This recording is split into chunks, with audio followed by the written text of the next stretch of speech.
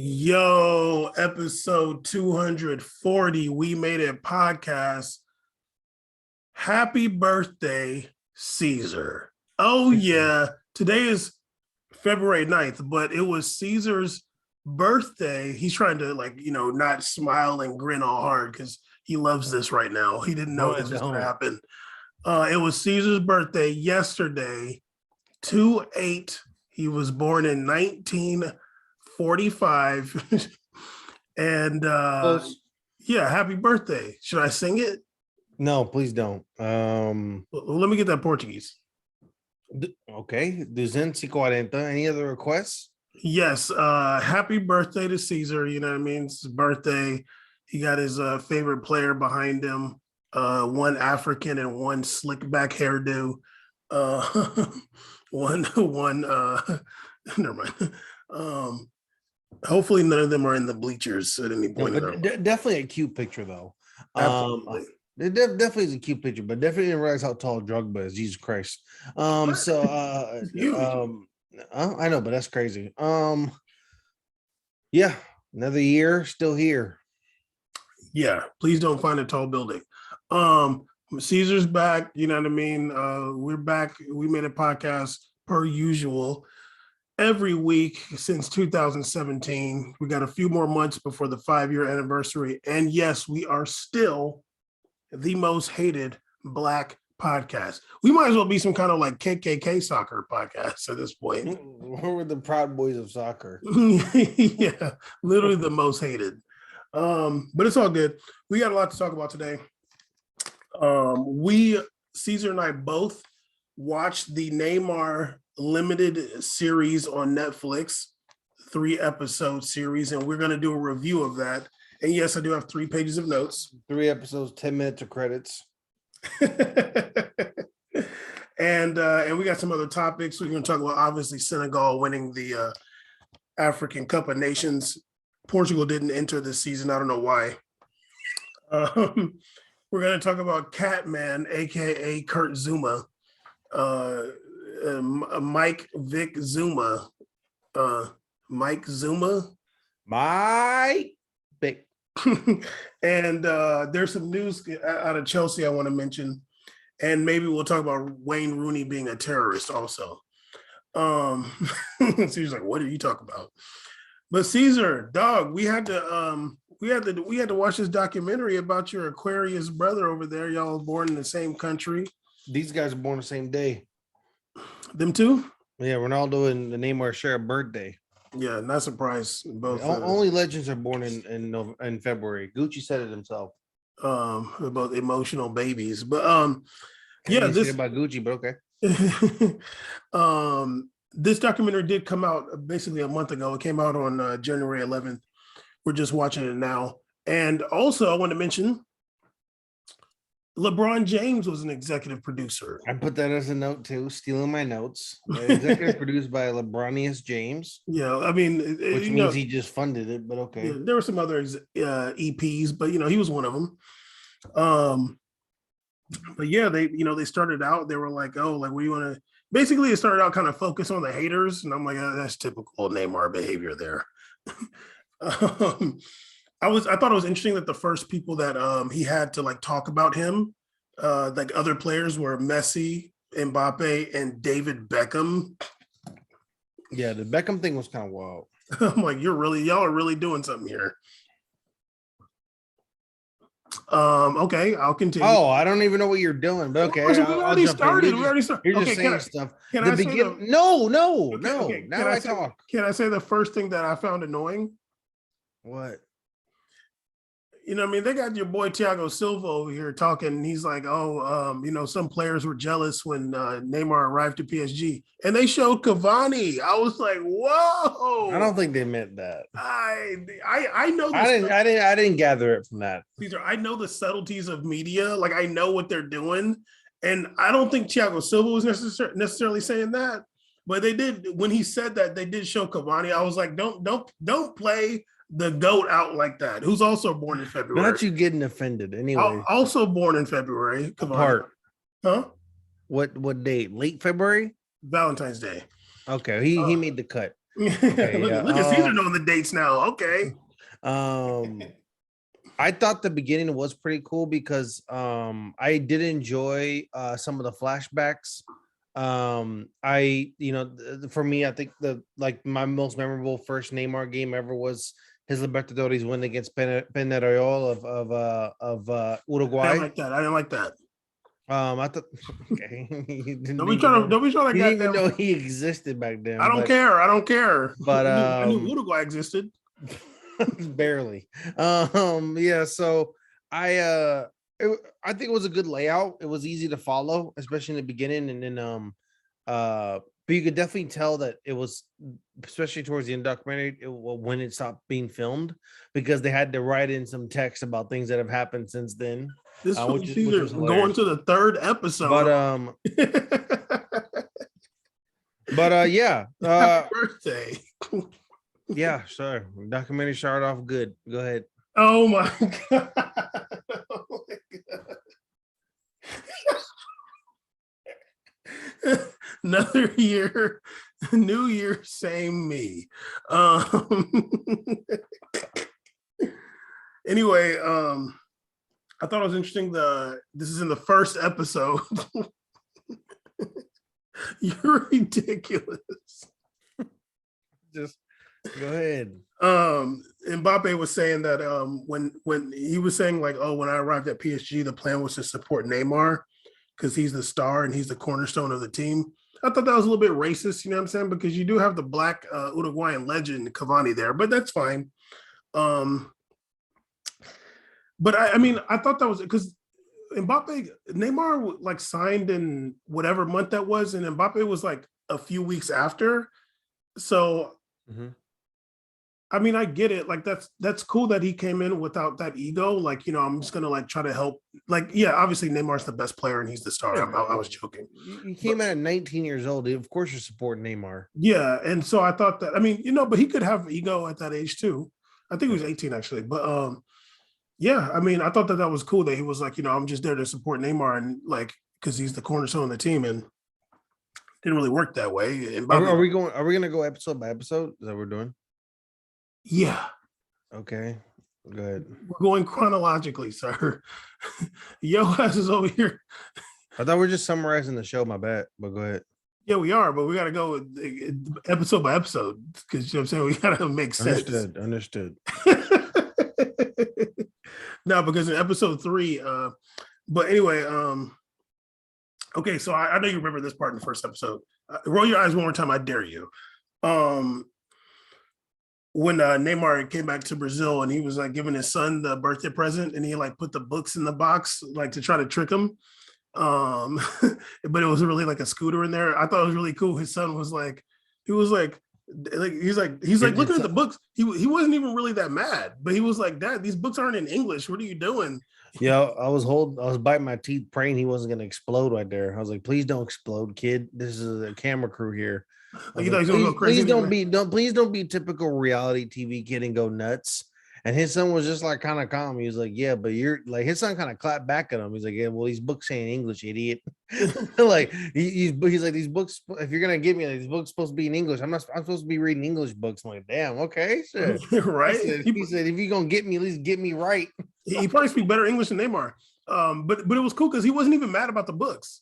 He was like, okay. No, and my favorite note from episode 1, I think that I know, especially with a Neymar documentary, we're all like excited, I guess, to just rip on a guy. But I'll say I think it's really cool that he has a really good relationship with his baby moms. It seems like, at least from what I could tell, like they seem to have a good relationship. She spoke good things about him too, and it seemed like they have a lot of just interactions where they're around each other like that. That's good. I think that's healthy also, because I know we look at him as a superstar, but there's real people around him, such as a child. And it looked like a pretty cool situation. And seems like he gets a pretty cool bond with his kid, but as much as you can have too. So that was nice to see, at least documentary wise. It was nice to see that. I do have some theories about that, but we'll get to that later. But yeah, I thought that part was cute. But you know, there was a lot of people in that room, in that apartment, you know what I'm saying? So I started looking around and I was like, are there any dark-skinned people? Because Caesar and I had that conversation recently. Yeah. And I'm like looking around, like, is there any dark-skinned people? No, And then unlike Ronaldo's friends. and then I thought, I was like, I wonder if Neymar thinks of himself as the only black guy there. No, I Because don't think so, because he has that best friend Chris that's like the same tone as him. That uh, one dude that's always next to him. He has that best buddy that's always with him. Like I think his name is like Chris, something like that. They're well, like literally the same to me. I think they're literally the same. They look the same almost.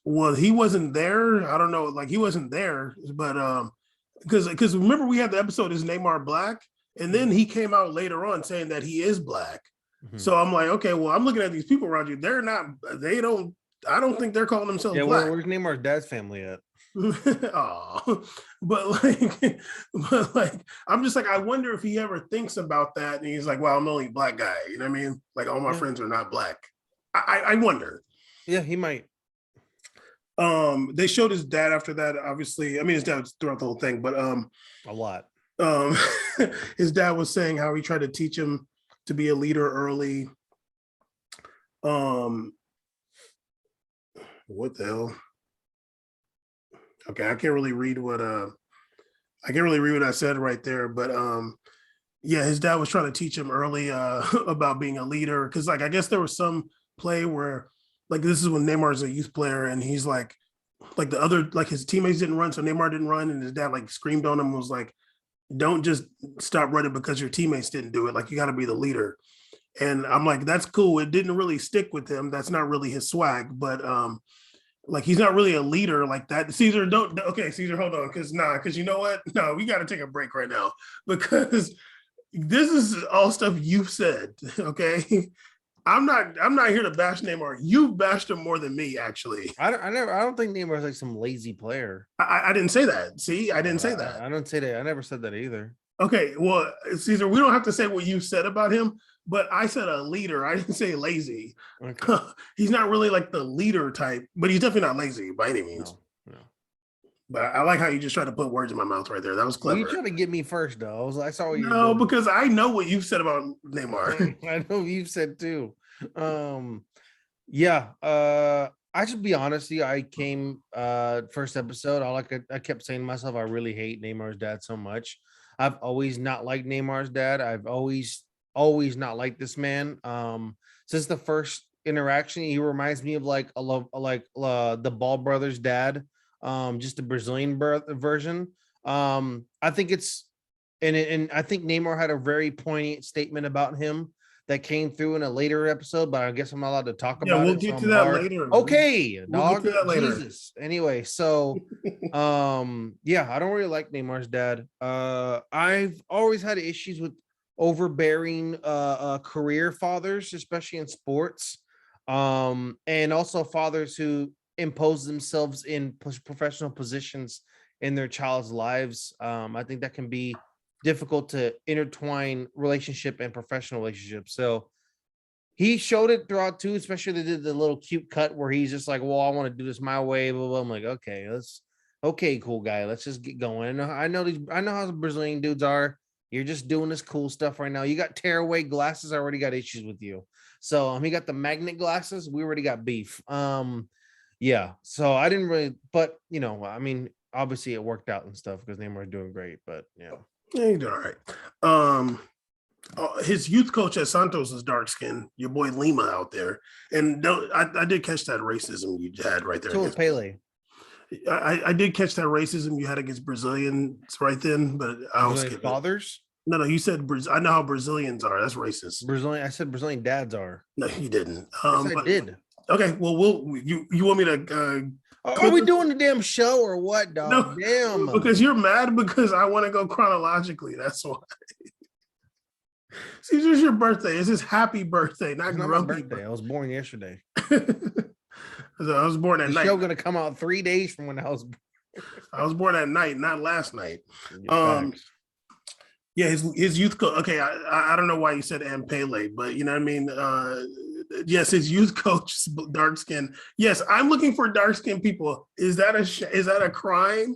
I did. Is that the focus of the documentary? Are we gonna talk about the documentary? You're looking for dark skin people. Did you see the nanny? She was dark skinned though. I was like, damn, Neymar like that. I was like, damn, doggy. But anyway, I don't know if you've seen that dude. There was like some bar by Santos Stadium. He had the Santos crest tattoo on his forehead. That was hilarious. That's a real certified. That's a certified supporter, dog. That's an ultra right there, my friend. That's a real ultra. You ain't getting a haircut if you're a flamingo. They talked on the first episode about his time when he went to Madrid when he was a kid. Crazy. I didn't even know that. Yeah, it was funny when he was like, yeah, the food's different. He was like, they put avocado on everything. He was like, I was like, damn, sneak dissing. He was like, damn, why are you putting avocado on everything? He really was going on about that. He so much of a distant Bafarian, but okay. Yeah, I saw that part too when he talked about him going to Madrid, and I thought that was I didn't know about his youth thing there, and I thought it was kind of interesting that he was like, oh, I want to go back home. I'm like, yeah, well, damn, he's 14 or whatever. Jesus Christ, of course he wants to go home. But yeah, that's crazy. That's first. He said it was his first time overseas too, which is nuts. Yeah, I mean, like his dad wanted him to stay there, and I mean, I understand. Like, you want, you at that age, you don't know like what's going to happen with your kids, so you probably want. And you see the facility difference, like Jesus Christ. Dude. Yeah, like you want them to be in a better environment. I mean, I understand Neymar wanted to go home at that age, but there are a lot of kids that leave their parents home at that age in soccer. So, Messi, one of them. Yeah, and I was like 14 when he went to Barcelona's academy. Yeah, I think he was 13, and I would imagine like on some level too, which is this part is definitely not fair, but I can imagine too Neymar's dad being like I wish I had this opportunity, like you should take it, But what you gonna do? Yeah, Neymar didn't want to stay at Madrid. They kind of skipped away. They said that in 2010, Neymar made $11 million. Now they weren't really specifying. Are they saying $11 million or like Brazilian dollars? I don't know.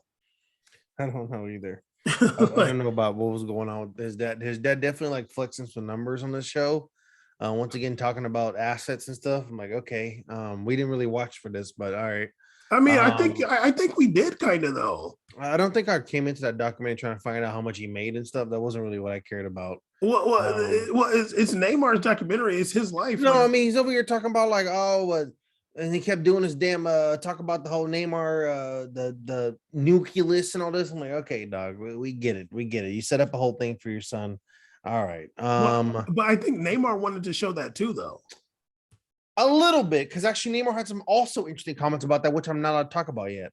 Yeah, that part was good. I thought it was really cool that they pointed out how, a lot has gone on about Neymar and was he overrated, whatever. But I think that people were talking about that when he was younger. One of my big defenses that when you talked about Neymar being overrated, I know you never watched the game before or really watched him play, because he was one of the most. You watch players today, no one is doing what he did in the league that year. Also, he did win once again, as they said on the show, the first Libertadores for Santos since 1964. That's a huge, huge deal, because Santos has had stacked teams before, like stacked to the brim. They're not some like, it wasn't just a golden year for them. Everybody knows all the talent comes out of Rio. It's the Rio Talentville. And especially when it comes to Brazilian league, those are always at least one top 5 team that's from Rio. And that's incredible that they do that. So, he did win that, which is crazy for an 18-year-old to be the forefront leader of a team winning the Libertadores. Yeah, absolutely.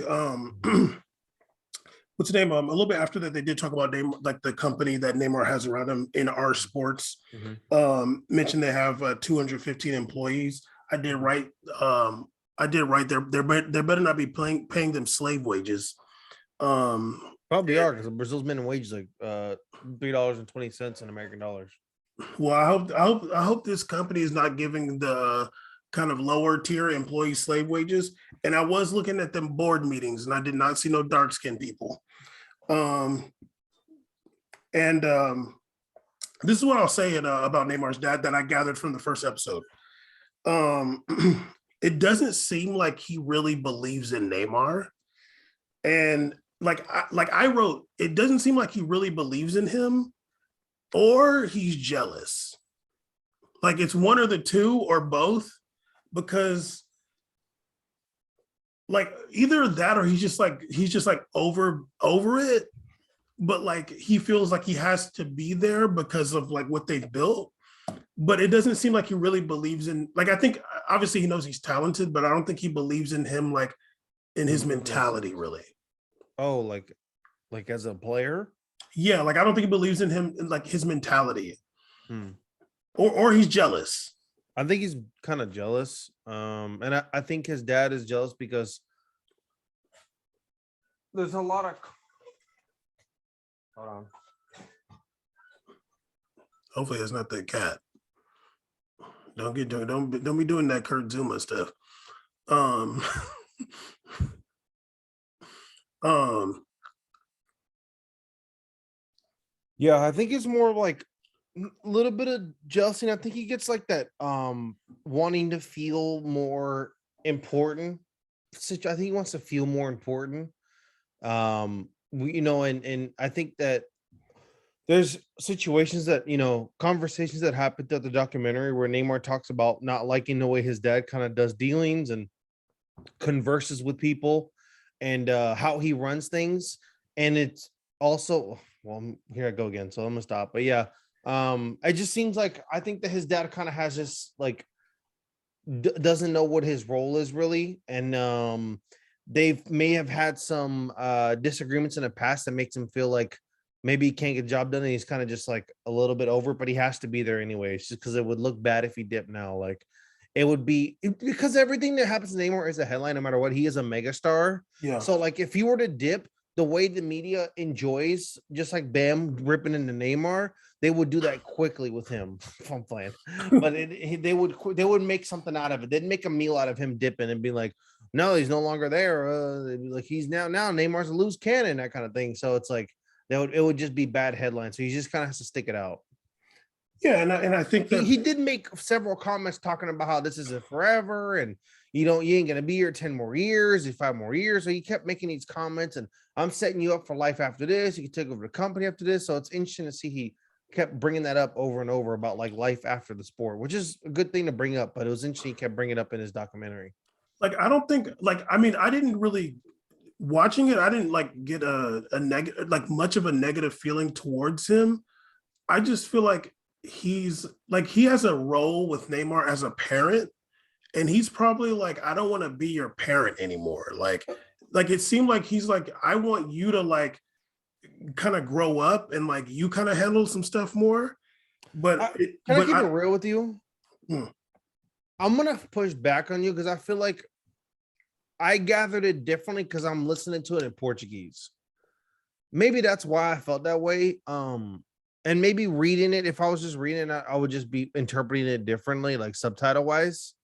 But like listening to like the words spoken and like the way in Portuguese, I don't know. Like I just didn't get like the most comfortable vibe, if I'd say that. Well, yeah, And maybe I don't that's think why it's I kept comfortable. writing over and over. Why I'm not really a big fan of him. I mean, we already talked about on this podcast before the sentiment about Neymar being a snake, and they call him a cobra in Brazil. They make the his sounds or whatever about him, and I've said things on the show about how I felt about Neymar, and that's out of a place of passion, not even a place. We know, we And know, that's we out of know, honestly a parasocial passion. To we be honest know. with you, Don't make me say it. so Don't make me say so it. that I thought he's not an intelligent footballer. Damn. Is that what's so damaging? Let me just say that I totally disagree, but go ahead. Okay, wow, he really Go got off, into that King. one. Go off, King. Man, you really just you stuck your neck out on that one, disagreeing. Probably more people disagree with you. Yeah, because y'all are mean. Okay. Anyway, so yeah, I just think that I just don't get a good vibe from his dad, and it is what it is. I mean, I can be completely wrong because I don't know the man, but I just didn't feel comfortable. Well, I mean, I agree with you in a sense. Like I said, I think that I feel like he doesn't really believe in him, or he's jealous. I don't know, obviously, but I think that like you can sense frustration at least, and his frustration is with Neymar. It doesn't seem like it's with like the situation, and I could imagine like Neymar is like grown now. Like he's probably just like, damn, dude, like he it seems like he's like waiting for Neymar to grow up some, and like he's frustrated. Like and honestly, like we got to think about the time that this is being recorded too. Like back then it was like headline after headline after headline. Right now it's not like that. Like he's kind of been out of the news for a while now. Like we don't hear nothing about Neymar these days. He's injured and like Messi came and it was like then the Mbappe stuff. We don't really hear that much about him. But back then, like 2019, it was crazy. So he was probably frustrated in that sense and like trying to keep his image positive because that's really his role as like it's basically just PR. We're trying to keep your image positive, but everybody in Brazil is calling you a snake. There's all this stuff about since you left Barcelona. There's all these headlines, and he's probably just like, "Damn, dude, like, can you help me out?" Yeah, for real. I mean, but what are we gonna do? His dad did say that when Neymar got the girl pregnant, that it was the first family crisis. And wait, when did I write this? Yeah, he said it was the first family crisis. And then he went on to say it's not a big deal. Raising a kid is easy. And then saying it's, I'm like, you don't even, okay, all right, man. So it was a family crisis when the child was born. And then also like, it's all good. It's easy. Raising a kid is easy, especially when you have money. I'm like, okay. So is it a crisis or not, Pops? What's going on? It seemed like he thought it was a crisis when he found out she was pregnant. He's like, is it yours? Like, what's the deal here? But like, I wonder. You know, first, I mean, now, I'm looking at this boy. I'm looking at him, and I know that they can get all mixed up. You know what I mean? Like, I finally got to see the mom. So I was like, I'm like, damn, dude, look, not even a little bit like Neymar. Like, it is kind of rough. Like his dad might be like, look, you can get a paternity test. And Neymar is probably like, nah, dude, like, nah, it's mine, fool. Maybe Neymar's based, dog. He might be based. He might be like, no, it's my baby, fool. I ain't get no paternity. No, it's my baby. Maybe Neymar might be based. He might just be like, look, man, I don't want to know. I'm gonna give this kid a good I'm not life. gonna call that base. I can respect it. That's base, dog. I'm not calling that base. How's it not base if not want to care about the paternity test? Sound like a trick to me.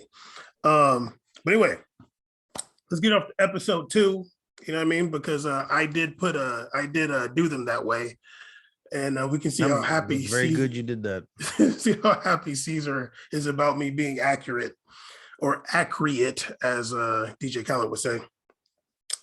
Episode 2 starts off with Neymar getting to Barca.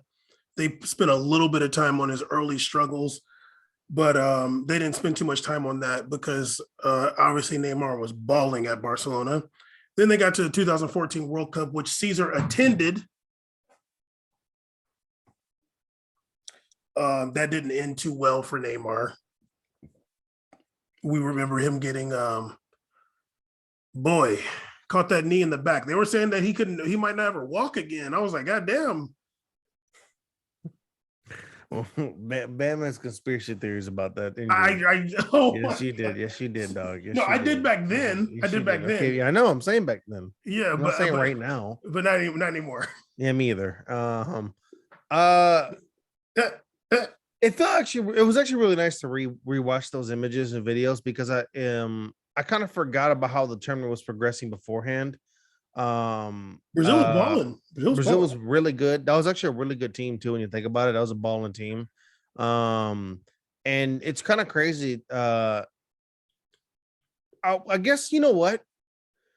Maybe I have a different experience because I was at the World Cup and I only got to watch every other team but Brazil play. Yeah. And I only watched Brazil play on TV with the family. So it's like, I guess my experiences of being in the World Cup in person overshadowed my experience of what I usually is, where I'm just watching Brazil with the most passion. You know, I'm getting just overwhelmed by emotions from watching stuff in person. I mean, so when I got to watch back, I'm like, damn, like really cool to see so much yellow out in the crowd. The support looked really dope. The venue looked really good too. Like it just all looked really cool set up. And Neymar was like, they were balling. He looked crazy good. They looked balling. Like he was coming off a great year too. That was a nuts year for Barcelona. So it was like perfect timing. Back then, you were still supporting U.S. men's national team. We were still rocking for them back then. Absolutely, heavy dude. I mean, I was the one getting yelled at by my family whenever USA was doing good, even though I scored like 3 goals the whole tournament. I was getting hype off those goals. I was going crazy at the crib and calling Bam on Viber. But yeah, It ended shortly after that. it did, but I didn't see it ended live. I got to see the Wando whiff. Do you Yeah. remember? You remember we were at we had played soccer in San Diego at San Diego State, and we were like talking with us it was either Martez's brother and like some of his friends about USA is going to make it out of the group, and they were like, "Y'all are crazy." I mean, they were right. I mean, we were right, but it definitely ended sombersome for them. I mean, But to be fair, to look back at it, to be fair, I didn't really think about it at the time, but USA did lose to what was coming up to be one of the strongest teams and generational talents ever. That had like a young Lukaku who was like a monster. They had a baller team going on there. I mean, Origi was looking crazy. I remember watching. I wrote that in my notes. I was like, I remember watching Lukaku and Origi live, and I was like, well, who are these Belgium guys, and how'd they get basketball players to be good at soccer? They were just way bigger than American players and just going crazy fast. I was watching. I kept turning to my grandma like, what the hell are we supposed to beat this? Like this, and I was shocked it was 0-0. I was like, this is insane. We should definitely be losing 8-0. I remember Vincent Company running up and scoring. I think he scored a goal. Wasn't the game Tim Howard had like 9 saves or some stupid number of saves? Yeah. It was Tim Howard versus the world at that point. Yeah. Wando whiff though. Yeah, Brazil was a peak team. They had a great squad, very young, shape Marcelo. Like, they had a great team. David Luiz was balling that year too, and a great team. But it just didn't work out for them. And that Neymar injury, like, damn, like when I watched that video they played back, I'm like, damn, that's a crazy dirty play. Like, I didn't really think about how dirty it was because like it just kind of like passed or whatever, or in the moment. And I was very like American soccer fan back then. But looking back, I'm like, damn, that's a real dirty play because it's like 6 yards away from the ball. I remember the player didn't get a card for it either or anything. Like, he didn't get anything. He didn't get a red card, nothing for it. That's a straight red. That's off the ball, like completely unnecessary tackle. And looking at when the impact happened, I'm like, damn, like what if that really like could have broke his tailbone or something like that? That's straight knee to spine. Like, yeah, that could have been really, no, honestly, I used to look back thinking he was weak because, we're like young or dumb, whatever. But I'm like, damn, it could have been a bad injury, like for real. It's so close to not being that serious because if his momentum is going forward and that guy does that, it won't hurt that much. But if you're going back a little bit, yeah, the collision, because I think after like watching, especially like combat sports, whatever, like I always see people just getting destroyed by knees and stuff. I'm like, I mean, this guy's literally doing a flying knee to someone's like tailbone. I mean, well, I don't even see that. I don't see that in fights. I don't know how that's going to translate well when you're also not expecting it. What do I say about soccer? The worst injuries, the ones that you're like not expecting, right? Like that's when you get rocked. So damn, that really was just like, Neymar had made a comment about how he still has like lingering issues from that injury back then. Like he still feels stuff from back then. So that's a crazy injury, and it completely destroyed Brazil. Then obviously everyone's favorite meme thing ever was the Germany game and stuff. But damn, and I did write down. Okay, I didn't write it down. That's for the next World Cup, not this one, 2014. Never mind. But yeah, Neymar was very cool, but it's a damn shame what happened in Brazil. Yeah, I mean, and I think that that's what deflated Brazil. Like, Neymar is the best player by far, and you can't really replicate that. That really, Brazil is world renowned for its talented players, and Neymar was like the most, like he was that it kid, right? And when that happened to Brazil, the mental recovery was out like ridiculous. Like, people just being Brazilian was almost embarrassing. Like, you talk to Brazilians and like everybody that find out what someone Brazilian, I remember even for me, was like always getting memed about the Germany game, like all the time, like, oh, 6-2, like like you're like, okay, dog, like, okay, like it's just over and over it's happening. So I can only imagine being a player, like you're actually living that life, how much harder that is for you too, like kind of bouncing back. And it took Brazil a while, like to even get back to like their feet. Absolutely. Let me skip this part, but they go to after the World Cup and they go into the 2014-15 season, which was the big season for Barcelona. Luis Suarez mentioned that when he got there that between him, Neymar, and Messi. Like nobody looked at each other like they were better than one another. And yeah, that's the year they won that treble. Yeah, that was insane that season. They were ridiculous. Yeah, they were nuts. I don't know how much in depth they're gonna go into it, but I did write down also myself. Like, I definitely have a different that documentary definitely kind of gave me a little different outlook on MSN. That team was pretty nuts. It was annoying.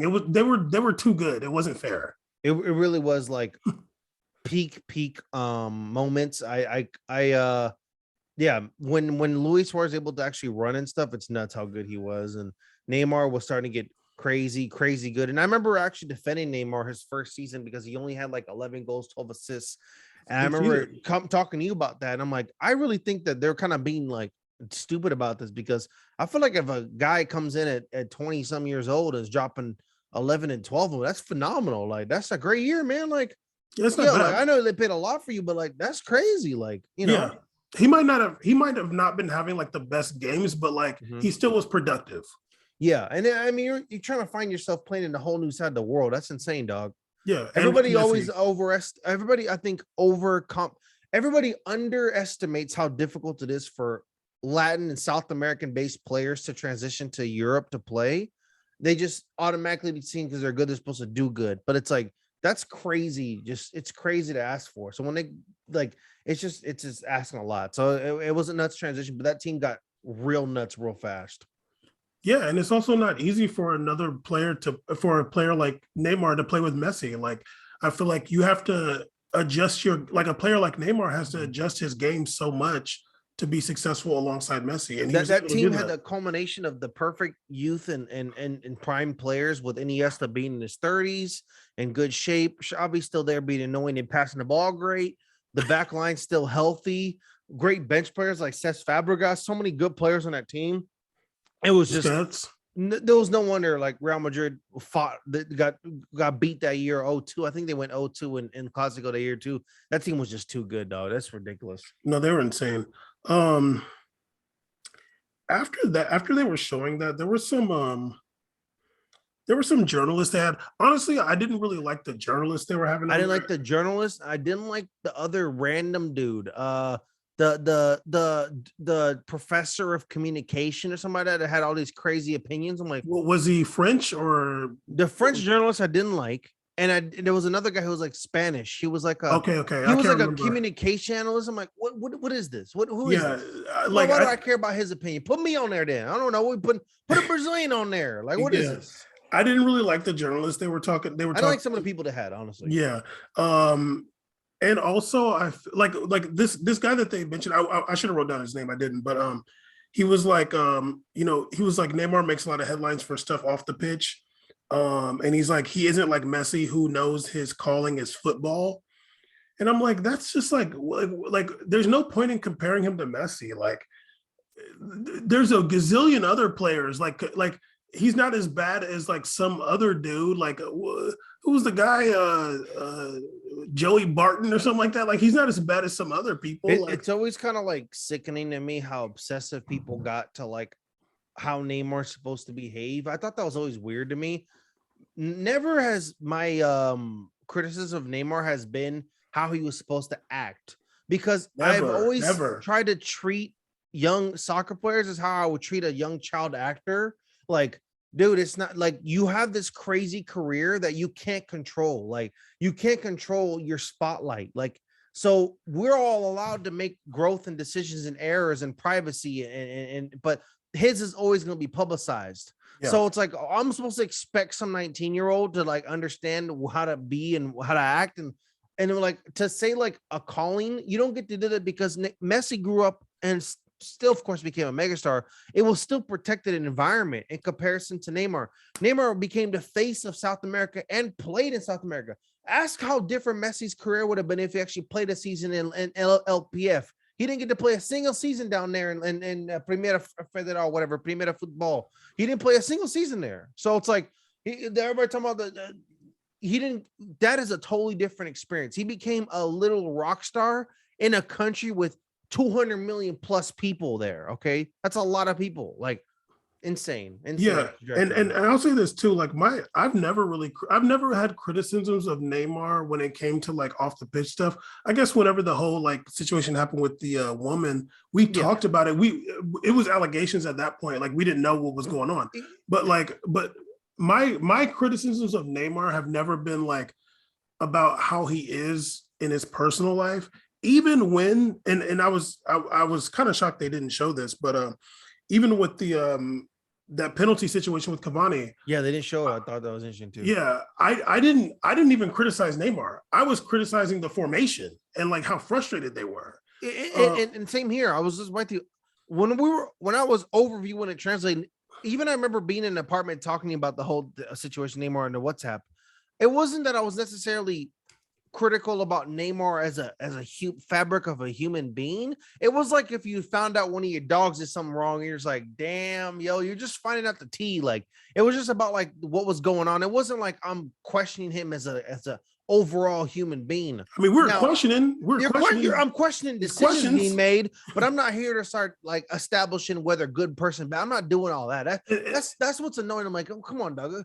There's things. This is a sport, but also there's people involved. Like, please stop this. And they're not even talking about that situation. They're like, oh, he parties and stuff, and I'm like, that's corny. Like, and it's racist, honestly. It was.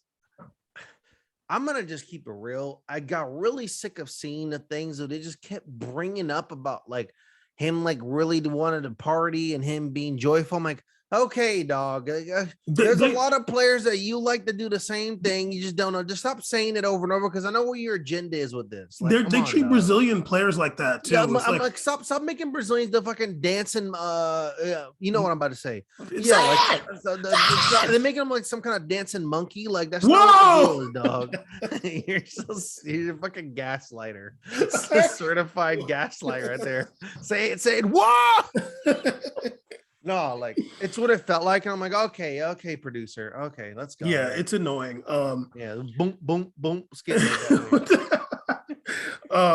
They also talked about the Remontada game where I guess this is getting into him moving to PSG. I had notes about that too. So they talked about that match where they beat PSG. They came back from 4-0 down and won. And I remember us talking about it so much how Messi got all the praise, but it was all Neymar. Headband Neymar went to work, dog. I didn't even realize that he had taken that penalty, but I didn't know he took the penalty, and I didn't even remember. I remember the free kick. Yeah, I remember because I was screaming when that happened. I was like, Jesus Christ! First time I ever cheered for Barcelona in my entire life, only because he did that. That was back in my like Barcelona lose, but Neymar score hat trick day. I remember I said it like, well, I want Barcelona to lose forever, but I want Neymar to score every game. But I totally forgot about that penalty, and I didn't. That's kind of cool that Suarez came up and said that like. Oh, like you take it. That's okay. Really dope. Now, Caesar, I watched him take that penalty, and Suarez apparently gave him that penalty. You know who wasn't really celebrating? Messi. Yeah. Go if you look, if you want to go look back, Neymar scores that penalty, and Messi just looking like nothing happened. I was like, damn, dog, for real. But his calling he has no soul. It's okay. Seriously. He's even so boring in an interview. I'm like, you're so boring, dog. He's literally the most boring individual of all time. He's like, he literally should nothing fun. I just wish he was speaking a language that nobody understands. Like, because then at least it'd be interesting. Like, at least it'd be interesting. I'm like, oh, I wonder what that word means. I wish he spoke dead language like Celtic or something. Exactly. Like Gaelic. He's just speaking Gaelic. Like, at least now you're boring because there's no idea what you're saying. But, his dad mentioned that he didn't want him to leave Barcelona, but Neymar said he wanted to take that risk. I thought that was interesting too. And I think that was cool because that was kind of that wasn't really the popular media story at the time. I remember that's what we were saying. Yeah. I remember I vehemently said that. I'm like, I think that everybody's taking the wrong approach. I remember on the show saying that, like, I think that everybody's taking the wrong approach and you don't get to where you are in life, especially like we talked about him being number 3. We said it over and over. He's going to be that forever. And in the documentary verbatim is like Neymar saw that day when that articles, when Barcelona pulled that off, nobody talked about how incredible Neymar was through both legs, like how much he put in work.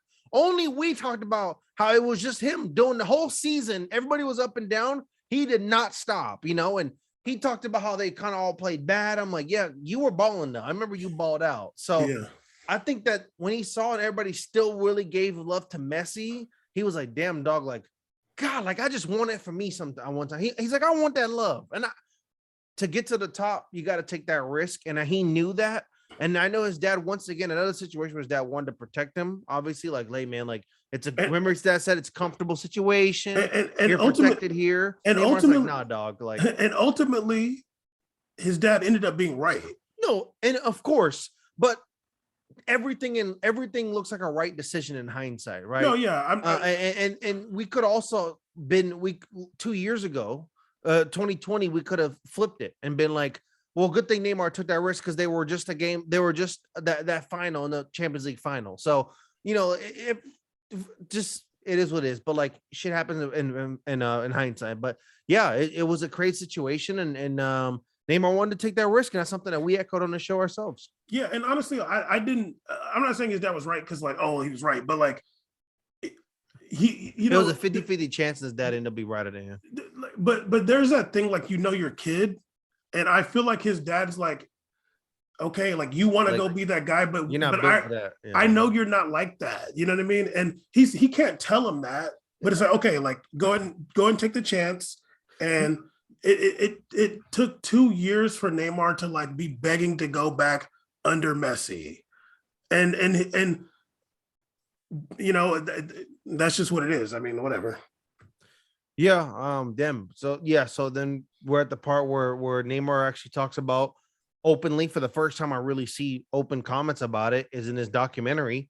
Talks about pushing to go back to Barcelona. And I thought interesting comments by his dad is that we attempted to make this amicable.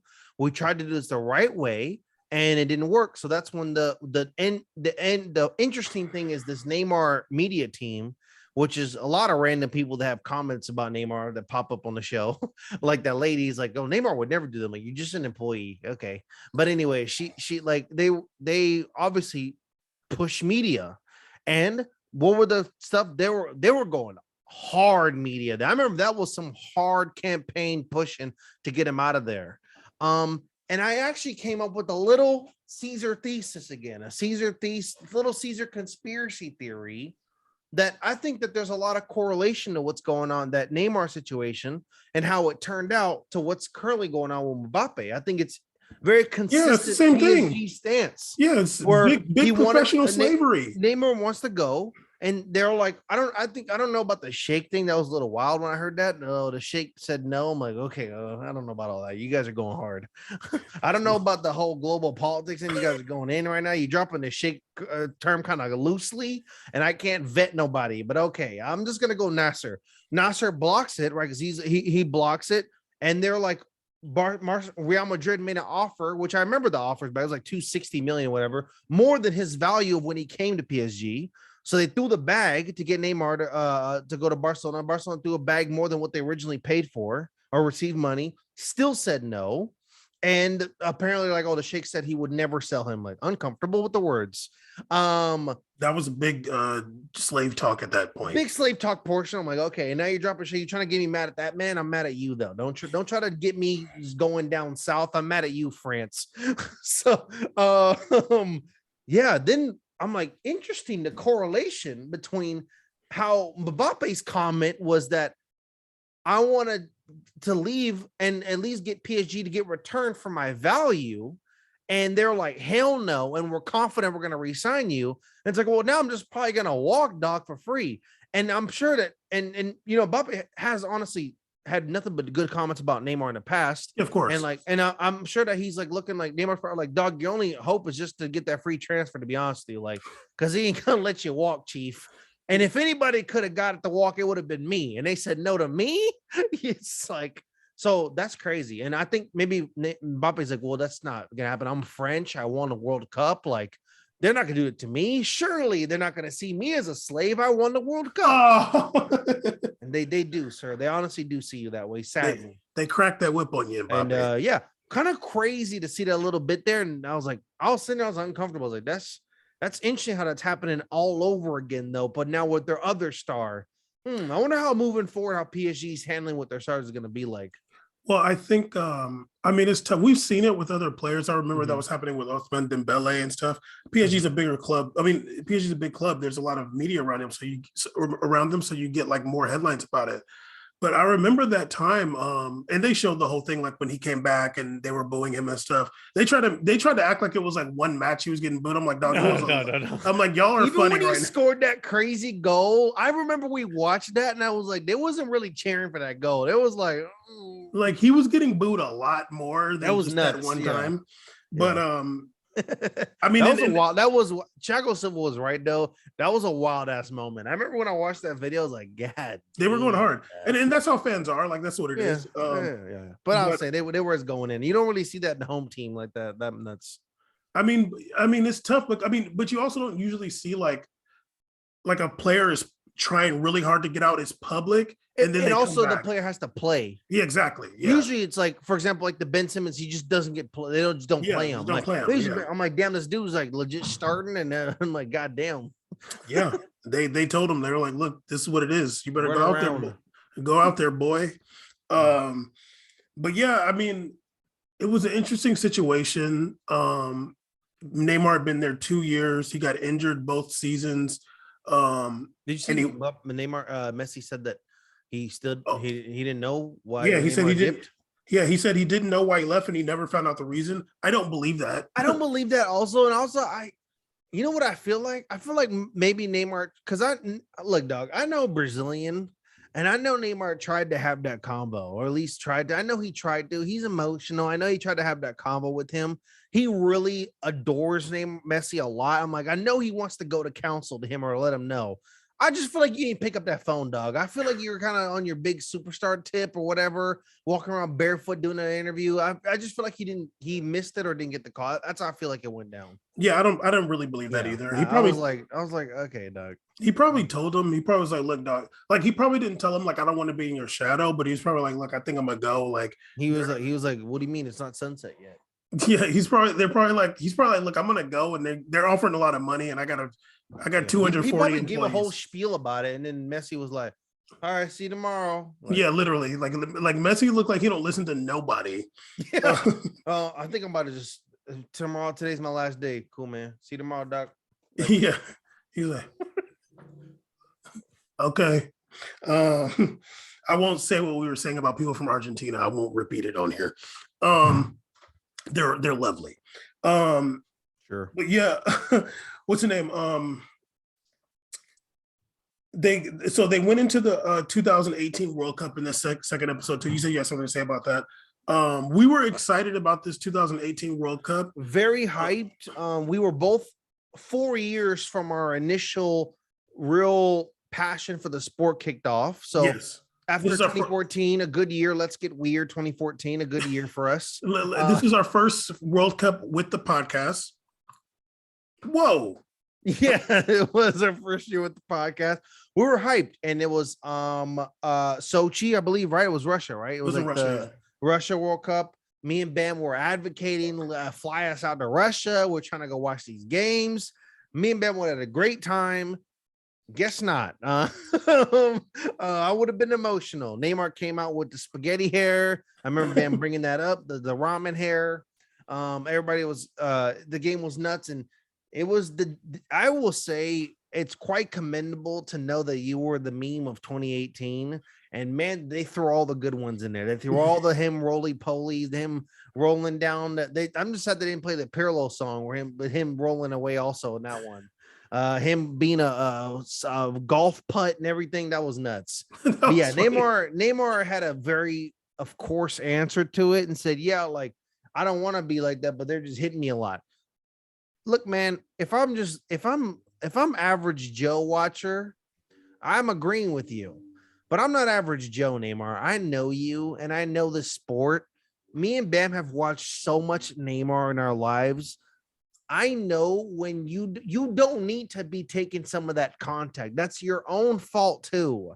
Like the Marseille game. There's situations where he took contact. I'm like, yeah, Doug, but you kind of did it to yourself a little bit because you're doing the most of the time you didn't need to do it. Now, is that a reason why you're a star? Yes, but it's also a double-edged sword too.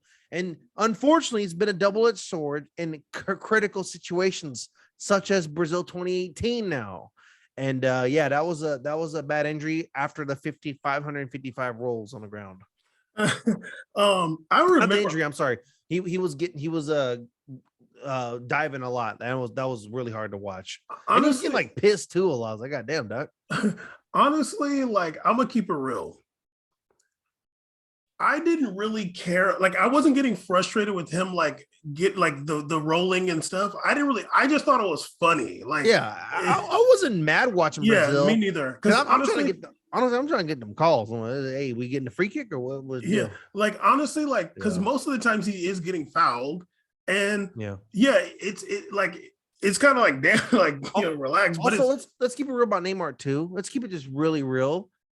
I like that Neymar doesn't always do that in the box, though. Like, no, he's not a big guy from the box. Neymar be trying to score for real. So when he does it, I'm like, yeah, at least he's like 40 yards away from the goal, though. Yeah. I'm like, if he was doing that in the box all the time, I'd be screaming. I'm like, Doc, can you just put your foot through it? Like, just put your foot through it, then fall. Like, come on. To be honest with you, I feel like I honestly, off the top of my head, I feel like I've never seen Neymar flop in the box. Like, I feel like he really be trying to get that goal. Like he is like deeper, but he plays like a straight up like real striker. Like he really tries to get that goal. But that World Cup didn't end that well for Brazil either. Belgium once again. In the didn't they lose in the third place match too?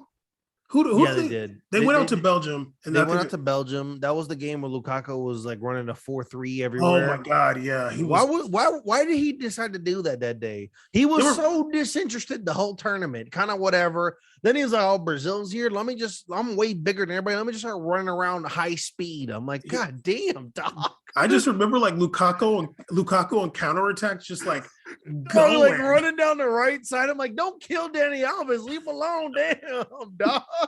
You know Marcelo don't play defense. Why are you running so hard? It was like Brazil's team was good, but I mean, whatever. Like it's then Felipe Luis. He was a baller back then too. And honestly, like I don't think anybody should expect Brazil to win the World Cup. Like it's a hard tournament.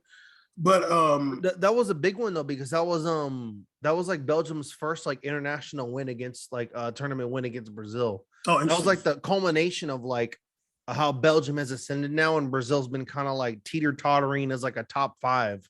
That was a rough one. I thought Brazil definitely had a good chance that year too, but especially after Gabriel Jesus was kind of coming to the forefront, it was like a lot going on, and didn't happen. No, dear, no, sir. Then June. Okay, so my note. 2018. I totally remembered. That was when I kept talking about how much goddamn crying this team was doing, man. Oh my God. The crying that year was just nuts. Already Neymar is a certified massive crier. I mean, he talked about crying every single episode, then talked about I cried also. He talks about it past tense. And he cries also. I'm like, damn, dog. Okay, man, I know you cry. And then that season, every damn clip is everybody with the big lip, the drooling, like sad. I'm like, okay, dog, y'all are all crying. Like, okay, man, here we go. Brazil cry fest. I remember you said after they beat Costa Rica, you were so mad. Oh, that was the worst to me. When Brazil beat Chile, I wasn't getting on Brazil about crying. It's a damn PK. It's intense. They almost got knocked. You beat Costa Rica. I'm like, dog, I'm not going to cry about beating a CONCACAF team, okay? I know everybody's scared of Joel Campbell, but I know that's the big issue here. Joel Campbell's and Keylor Navas in the goal. It's a big problem out here. It was hard. But let's not cry. I mean, Neymar cried and like did the punt ball in the middle of the field. He's like, Let's go. Okay, no, we just beat Costa Rica. They got to be ranked 440. Like, come on, man. Come on, dog. This is an island. This is a fucking island. Okay, It's come on. definitely not an island. Relax. Compared to Brazil, it's Hawaii. Okay, like it's Hawaii to us. Okay, just stop this. Okay, it's a connected island. Whatever, dog. Anyways, yeah. So yeah, I was very upset about that. But I was already like, I'm always hard on Brazil, but that was annoying. Yeah. Crying league. What's the name? 2019 summer. They just kind of like skipped that rest of that season. Well, Neymar got hurt, but they talked about the Copa America that they didn't win. Oh no, that they won without him. But they mentioned zero Copa America stuff. Very little, yeah. Then he didn't really play very many. Well, because yeah, he was injured for that one. Then they talk about the whole situation with the woman in France, with the Brazilian woman in France. Honestly, I don't really necessarily want to get into that because we did a whole thing on that. We did on that. And we did read the quotes from the district attorney of Brazil. We went through we went through all that. So yeah, I did like that they didn't just bring a report. I like that they actually showed the quotes from the DA from Brazil. I thought that was really good. Them to put that in there. I thought that was great. Yeah. They did not mention at that time Neymar started taking pictures with Bolsonaro, though. They did not mention that.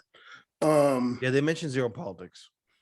Yeah, but I mean, he started taking the pictures around that time when that was going on. I was like, that's interesting. Yeah, I was getting pretty mad by them. Yeah. I don't really want to talk about his dad anymore. I did right here. Neymar, a lot of people become successful and become megastars, and they become like this, like what you see is what they want you to see, almost like Ronaldo. Like I don't know how Ronaldo really is in his personal life, but I know what Ronaldo the image is, right? And like that's great. Like he's we all that he deserves that right to control that, right? Like especially being a celebrity. But I wrote, damn, Neymar is the most Brazilian of all time. Like this man, anytime I'm watching all these scenes of him talking in slang to them, interview him talking to his friends around him, his friends giggling in the background. I'm like, this is the most Brazilian man to ever be successful in history. Like he did not change a lick. Like, yeah, he became richer, but even when they was like showing the scene where he's in Brazil, he was like talking about like, that's Brazil, that's what happened. Like the cop beating up the kid on the streets. Like, that's Brazil happened. Like, this is the most fucking Brazilian guy of all time here. Like, just completely unaffected. So I just thought that was interesting. It's like he didn't turn into like American. Like this guy just straight was Brazilian. He's not even French. He's straight Brazilian. No, he definitely didn't change it up for the cameras either. No, I thought it was also really interesting that he during his injuries. Not I know maybe because of me, I always find that intriguing. They didn't really go into it, but I thought it would have been cool if they kind of got into like more of like how him getting injured, his focus was during injury. He talked about being displaced. He talked about not watching games, not wanting to be just playing only video games the whole time. But I thought that was very interesting that like some athletes get like work on different things. He just was like literally gets completely removed and just plays like video games. I'm like, that's interesting. I'm like, I do that a lot too. I think that's very interesting that like he does that. Like he hunkers down and plays a ton of video games for like hours when he's like injured and stuff. I'm like, oh, it's interesting to note. Because you don't really see athletes, they don't really show athletes being that or doing that, like you just think that they're just doing like PR or whatever. Like he's like also doing recovery, but he also plays a ton of video games. I thought it was interesting. Yeah, I mean, there was a part where he was talking about how like playing the sport, like you can tell he doesn't love the professional side of it. No, he likes to play, but he doesn't love like the professional. You're talking about the part of COVID when he talked about how a lot of people like COVID were like was hard for them to like COVID was great for him because it made him realize like he actually just really loves soccer. Like he didn't say he loved being like for whatever he even talked about how he hates being famous. He like said that before. He's like, oh, in the show, he's like, oh, I being famous. People think being famous is cool. It's the worst. Like I don't like being famous. Yeah, which I'm like, yeah, but especially his level, it's different. Like, yeah, Doug, you're insanely famous. That's wild. But I think he kind of likes it too, though. I mean, yeah, probably. I'm sure there's the parts he does like and parts he doesn't. But Exactly. yeah, I think that he really does enjoy playing. Like his game is very like like it's very like how do you say it? Like he plays in a fun way. So like his game is like predicated on that. So I think he enjoys playing. So that's when he's like, it was kind of cute. My most Brazilian moment ever was he's playing with his kids in the Yeah, the indoor, whole thing. Yeah. and then they're playing, and his kid like was telling him to go hustle. And then like literally he says it without a smile on his face. He's like, I know you're not talking to me right now in Portuguese. I died. I was just like, this is certified. I can't say it on the show, but it was great. Like it was just, it had me dying. I was just, when he said a reaction, I'm like, that's the most Brazilian, you know what, in history. And I love that. I was dying. What letter does it start with? No, I'm joking. What language? So episode 3 started off with him leaving. What is this? Wait, what? When he, I think it's like talking about when he when he doesn't get to go to Barcelona. Okay, now this is something I wanted to say about this daggone documentary, that it was happening in episode 1 and 2, but I was kind of like, okay, but then it started happening more in episode 3, and I'm like, this is annoying now. We got to listen to the ESPN FC people talk about Neymar so much. I was like, this is my God. And they're all making ridiculous things too. I was like, this is a commercial for ESPN FC. I don't want to hear these bums talk about Neymar just hating. I'd rather hear the pundits in Spain, in France, in Brazil. They even dropped the ESPN FC French dude too. I'm like, come on, dog. I don't want to hear this. Like, I don't want to hear the ESPN FC people. Like, they're not important, dude. Like, they're lame. They're not. And they're like making like, and I'm like, dang, you're just showing me like stupid media. Like, literally, like a lot of stuff they were showing was like literally irrelevant to what's going on. I'm like, okay, like you're just building a case for him, and that's not what it's about right now. These guys are just haters. Like, they don't like anybody. Like, they just, ESPN FC is just to like hate on people. Yeah, so why are, and also it's like this documentary, like Netflix, whoever is like acting like these are the people to listen to, and I'm like, no, they're not, dude. Like, they're phony and fake. Like, these people get on there and talk about stuff that they don't know about and act like they're authorities on stuff on players they don't watch, games they didn't watch, leagues they don't watch. They do that all day. So I'm like, why are you? They're pretending like they're watching French league. They're making comments on there, showing Shaq's comments saying like, "Oh, Neymar gets to play a game now wherever he gets to do what he wants." I'm like, Doc, what? Just stop this. Like, okay, dude. Like, you don't know what you're talking about. You were the same people that said that he wasn't doing nothing in Barcelona, and he was like literally a player of the year and got no love for that. Like, stop it, dog. So yeah, they're just stupid. They're so stupid. It was very, very, very, very annoying. Stop showing me damn quotes by them. I was getting so angry hearing the damn Venezuelan dude talk. I'm like, please stop, please. So annoying. All of them sadly still have jobs. ESPN FC. Every single one of the people. Every single one. Yes. Okay, so then they go into the part where Kobe dies, and quiet as kept. I fast forwarded. I was like, yeah, boom, boom, boom. But it was also funny, like they're showing the I guess it's not funny, but they're showing the memorial of the Staples Center, and Neymar sitting there watching Michael Jordan talk. I'm like, this fool don't know what the hell Michael Jordan's talking about right now. Yeah, respectfully, I was just like, okay, like, I love you, dog. I know you tried it, but I don't know. That's cute, but no. So then after that, they get into COVID. This is something else that I was mentioned. I was like, oh damn, it's a random Keylor Navas appearance. And then like I wasn't like watching for a second, like I was like, maybe like, I wasn't like watching the TV, and but I was like listening, and I was like, I'm really mad that I can tell Di Maria's voice. Like, I'm really mad about that. He has a very distinct, like, and it's like, very distinct Spanish too. Like, how do I know Di Maria's voice? Yeah, I'm mad about too. That. Yeah, every time Di Maria talked, I'm like, that's Di Maria right there. Like, literally, I'm like, how do I know his voice? That's annoying. I was like impersonating him around my house when I watch him too. It's hilarious. Yeah. So then, okay, so they get into like the beginning of COVID time, because Kobe died in January 2020, and then like yeah, like the COVID stuff's kind of heating up a little bit. February, like, I don't know. Then in late February, Ceez is like, nah, it's not gonna be a big deal. And then NBA gets suspended while we're recording live on on We Made a Podcast. Utah Jazz game. And then and Belgian Dan told us on Twitch, and then it was over after that. But I remember that match before the match against BVB that they played behind closed doors. I remember that was significant for me because I remember that was around the time they were talking about Icardi being so good that season, and then he had fallen off so hard. So they started Cavani for that BVB match, and PSG ended up going through. I feel like, I think you kind of mentioned this. And I think we were kind of talking about this already, but I think during the lockdown, you could tell that Neymar doesn't really love like having responsibilities like that. But then they get into the rest of Champions League. So they played, obviously it was one-offs. Which was fun. That was a fun tournament. Yeah, it was fun. But definitely.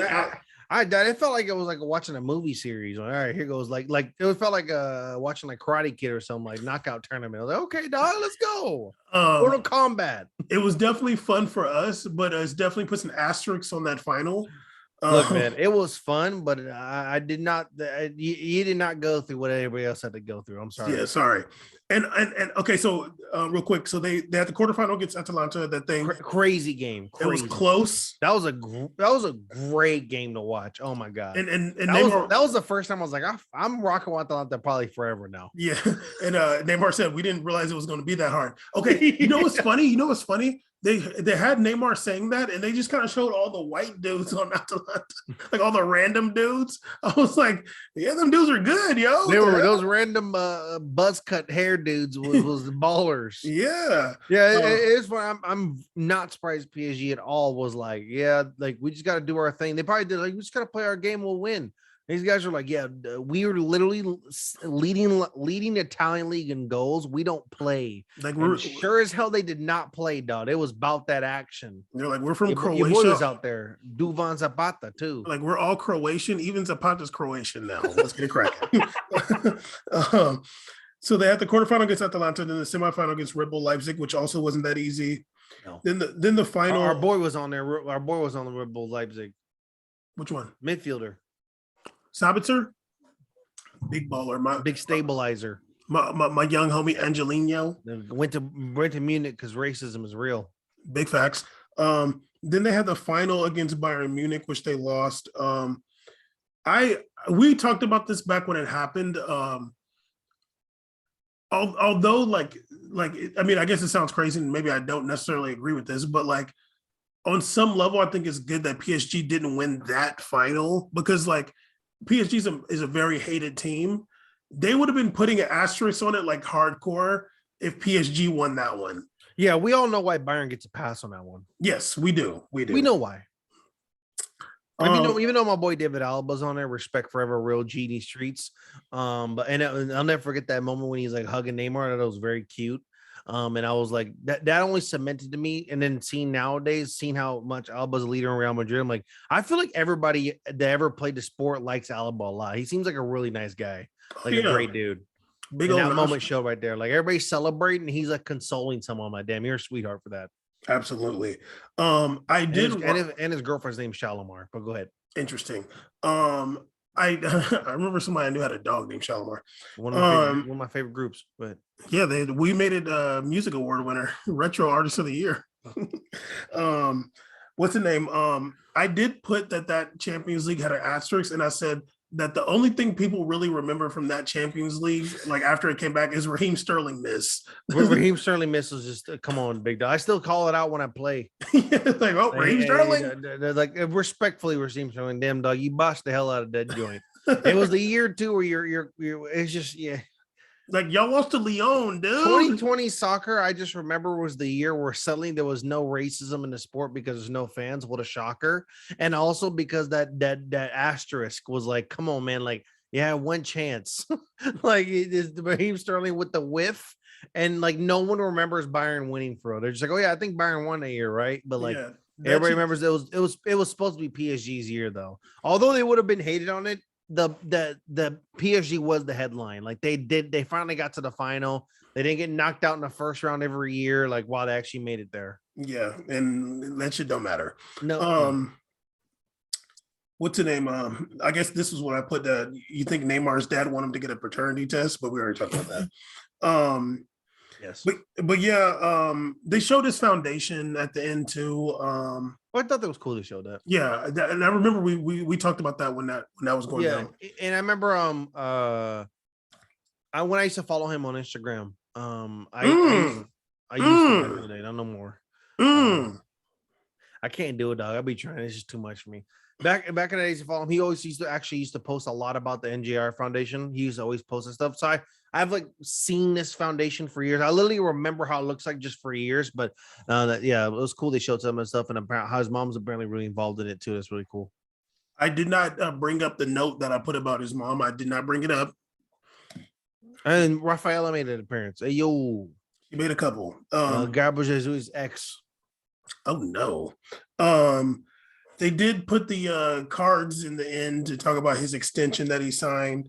I mean, it was like a 2-second, like 225. I was like, what? Oh, yeah, he did, huh? And then I also kind of forgot. yeah, and also that Messi joined him at PSG. Yeah, they because they were like, yeah, we've been editing this for 3 years. The things have happened. Yeah. But I mean, overall, I'll say that I enjoyed watching it. It's pretty good. I think it was too long, but I thought it was pretty good. I enjoyed it. I mean, I'm not like 2 hours and a half. Like, goddamn. You're racist. I'm not somebody that's like so into like I don't really care too much about players' personal lives that much. Like I'm not really that interested. Professional athletes are pretty boring to me. But I thought it was I thought it was worth doing it for the show, and worth watching. I probably wouldn't have watched it if we weren't gonna talk about it. But I do think it was good. I'm glad I watched it. I'm not somebody that's a Neymar hater. And I'll say this one more time. Like the bulk of my criticism has been about his play and not like his overall play, but mostly like how you spoke about like him holding the ball too long and getting contact on purpose. That's been my biggest complaint about Neymar is like, don't invite contact. That's it, really. As a player, I think he's incredible. Like I love to watch him play. I kind of wish he wasn't on PSG. Like I kind of wish he was on a different team. But yeah, it was cool. I liked it. What do you think overall? I thought it was good. I really enjoyed watching it. It's been really nice to see more soccer documentaries come out. I just finished the Prime Video one, but it was in Portuguese of Brazil's Copa America run. So that's been really cool to watch, and especially that was the first year of Chichi really getting it cracking. So there's no real Neymar presence in there too, which is cool to just see how everything is without him. And I like behind the scenes of some things. I don't really like these stuff because it's like, okay, like you don't like what you're only gonna. I don't like this kind of stuff about behind the scenes, like when they show, because I'm like, oh, of course you're only going to show me what you want to show me. And also like, I don't want to like be in a place where I want to find out, like, you know what I mean? Like, I don't want that side of me to like be, I don't want that thought to come in my head. Like, oh, I want to know more. Like that's a creepy mindset to have. So sure, show us what you want to show us. And that's why I'm fine with, Ronaldo, like, dude, show us what you want to show us. You have 40 million followers, or do your thing, dog. Yeah, but it was a good documentary though. It was really well done. I thought the style was dope. I really was happy there was a ton of Portuguese in it. That was good to see. I'm glad they didn't dub anybody. It made me happy to hear that. I'm happy to hear Neymar attempting English. That was great too. He was really just going in on Portuguese. But yeah, that was pretty good. Actually made me like I thought of the most cap statement ever. What is his dad talking about wanting to elevate Liga? I was like, you're funny, dog. That was like the most cap statement of the whole show. I wrote that down and I was like, don't the biggest L I ever heard the whole time was like, yeah, our real objective was just to elevate Lego. I'm like, can you stop, dog? Come I on, man. mean, It's okay. You already talked about the paper. Just said it's okay to want the paper. Don't tell me you're what is it, some kind of mission to elevate French League? Come on, dog. Stop. yeah, also like, I You're a mean, businessman. Like, stop. You got a yeah, whole corporation over 250 people making $3 an hour. Like, stop. can that not be the case, please? Are they our slaves over there? No. Oh yeah, ain't nobody getting paid racks, dog. Damn. But I mean, they got a management firm. They might be getting good money because they get cut of player contract. So I mean, I hope that they got at least one dark skinned person. who's represented by NR Sport? Who? I don't know any players. I don't think they're doing all that. They probably doing some Brazilian players. Maybe, but is there some dark skinned people on payroll or what? What you talking about, man? Yeah, you know who? Who? You know who's on payroll? Is it a janitor? Yeah. Oh, come on, dog. Hope he's that homie that's the coach. Hope he's on payroll for life. That's a real one. Oh, it looked like he was. He looked like he was. I think he works at the foundation. He do something, but that's not enough. Okay, Caesar, really fast. Let's go through these other topics real fast. We got to show some love to Senegal winning AFCON. Absolutely. Bam, I want you to say your favorite thing about AFCON this year. Like what's your favorite thing? Favorite thing about AFCON this year, other than Comoros and being there, you know what? I feel like my favorite thing was that goal that I think it was from Comoros. I think it was a free kick. That thing was from way out. My favorite was a Burkina Faso goal that wasn't supposed to go in. That shit was lit. I think it was really nice to see Senegal win. I thought that was amazing. I remember the last AFCON, I was over here giving big love to Senegal before Hardy started watching about the coach and hiring DG to be the coach. I know he was a player back in the day, and I remember actually talking about it on the show, like, oh man, like they got a foreign player. They're just fun to watch.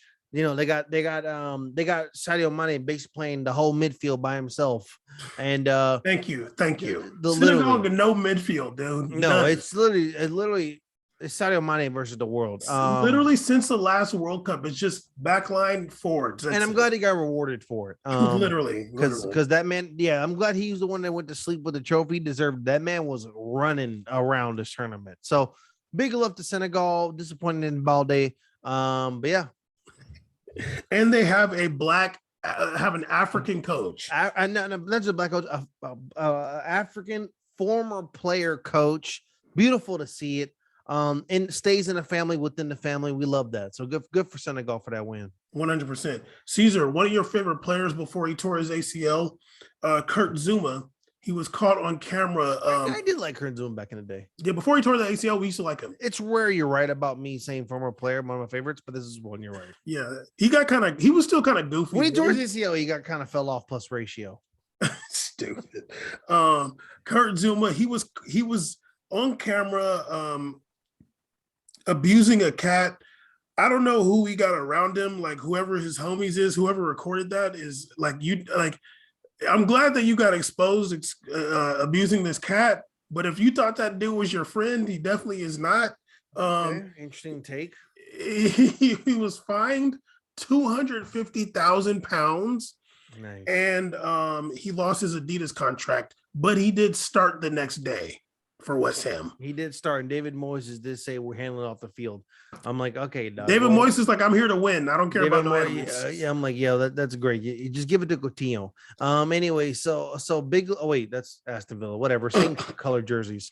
Same burgundy and teal. Yeah, whack as hell. He started. I don't know why he's starting him. His ACL don't even work no more. Anyways, probably bone to bone on that ass.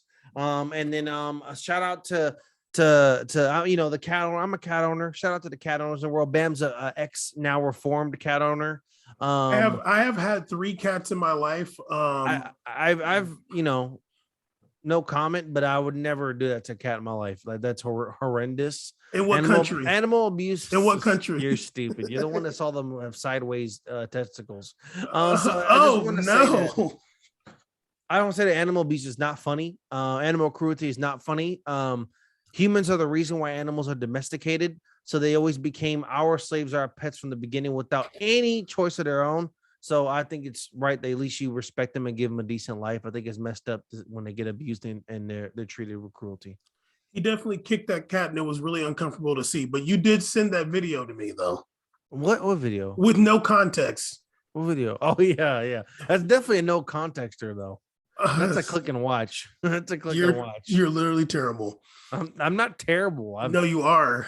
What if I was triggered by that? Once again, you're kind of doing like the Twitter people. You're taking energy the wrong way all over the place. Caesar, can I get context? What he did is wrong, and not me sending the video. Can I get context next time? What he did is wrong. No, you can't. You tag me in videos with the other stuff going on motorcycles. So continue, okay? So you don't get context in me too. You don't care about that people. Was a crazy one. That one, someone went 40 yards, but go ahead. It's like I was sitting down with some friends. I was like, oh. I was at a dinner with some friends. I screamed. Yeah, they don't want to see that. Whatever. It was great though. It was a great screen record. Your grimy friend is right here. Everybody else is. That was phenomenal. It was phenomenal. And I looked around the room. I was like, "This is unshareable. this is unshareable, dog. I can't be like, hey, look what I just watched. You can't do that. This one. Honestly, Can I say something wild? No one's listening anymore, right? Go ahead. Okay. If that's the kind of videos they had on Rumble, I'd definitely be watching Rumble videos. But like if Rumble had them kind of clips, I'd be on that website so heavy duty, it'd be nuts. That's what they should do. They'd be like, yo, we want to get viewers. Let's just put all the wild videos on here, the Freedom Channel. How about let's go, dog, Rumble. Woohoo! Well, I'll say two websites that are not that bad that got those: World Star and the grandreport.com. Okay. There's report. You're nuts for going to grandreport.com. Now there's another one that got even worse stuff, which I'm not going to say on here. Okay. But yeah. If Rumble had that, they'd take off to the moon. Absolutely. They're stupid. But yeah, they're just like racist. They're not like they're boring. Man, you guys have boring people. Let me see videos of some them. Never mind. Go ahead. Yeah. Thank you. Okay, Caesar. Also having to do not with Kurt Zouma, but he did used to play for Chelsea. There have been 4 settlements. But 4 former youth team players for Chelsea have had settlements because they, I guess they sued over facing racism at Chelsea's youth club. Between the ages of 14 and 18, they did. The cases were set to go to trial, but now there has been a settlement reached. They didn't say what the settlement was, but I guess that on some level proves that Chelsea's youth club was racist, at least in the past. And don't react to that. React to this one. I want to add myself too. Also, it's about a player, but go ahead and see. Maybe you have it written down. Oh no! Oh, about a certain player in Chelsea? No, not a player, but a player also having an illegal issue too. Who? Do you have anything on Thiago Almada? Oh yeah. I saw something about that. I didn't like look into it. Okay, well, his transfer was officially approved today. Like he's granted the visa and come to America to go play for Atlanta United. Yeah, it was announced, but he was facing sex offender charges in Argentina, and the cases were dismissed, but not. It wasn't because it was not guilty. It was a dismiss. They just said we're okay. They did not. It's not going to go to trial anymore, but that doesn't mean you're innocent. So I got my eye on you, big dog. I got my eye on you, homie. He is a baller on FIFA, though. Okay. Okay, Caesar, this is kind of crazy. Atlanta United player. That's our MLS coverage right there. Watch out. Hey guys, we talked about MLS, guys. Can you give us a Come on now? I'm just joking. This is kind of crazy, actually. And I don't know if this will change, but Chelsea's unvaccinated players will be set to miss next month's Champions League match against Lille because France doesn't allow unvaccinated players, people to enter the country. Thomas Tuchel did not mention who was unvaccinated on the team, but there are some unvaccinated players apparently, and if they don't get vaccinated in that time, they will not. Apparently, they won't be allowed to enter France. Isn't it 21 days before entry? I don't know. 3 weeks, dog. You got 3. Yo, your time's ticking. Tuchel said at some point, everybody who is not vaccinated will face some consequences. If players are not allowed to travel to France, this can create some problems for us in not being able to use key players. Probably Mason Mount. Anyways, yeah. Anyways, apparently, Mason Mount a heavy duty vaxxer. Apparently, the Premier League has said. You think Pulisic's anti-vaxxer, dog? Yeah. Apparently, they said earlier this month the Premier League said that 80% of its players have been double vaccinated.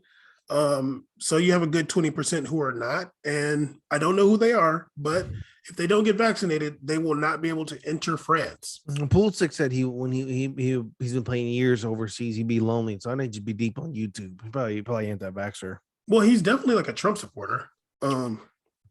Really? Oh yeah, like he got caught like liking certain stuff on Instagram. And all no way. Oh yeah, he is then. I didn't really catch that. I'm not surprised though. Yeah, they be having all kinds of names for him.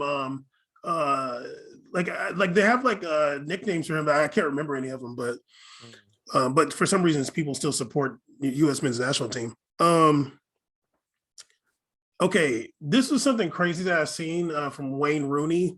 I don't know if that was a boredom or an eye rub, but okay, this fool Wayne Rooney, this is like terrorism.